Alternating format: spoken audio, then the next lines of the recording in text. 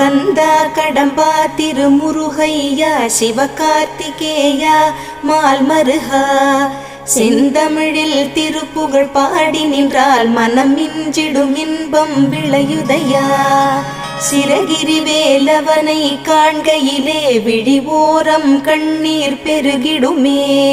கந்த சஷ்டி கவச்சம் போதுவோர்க்கு கந்தன் கருணை என்றும் துணை வருமே.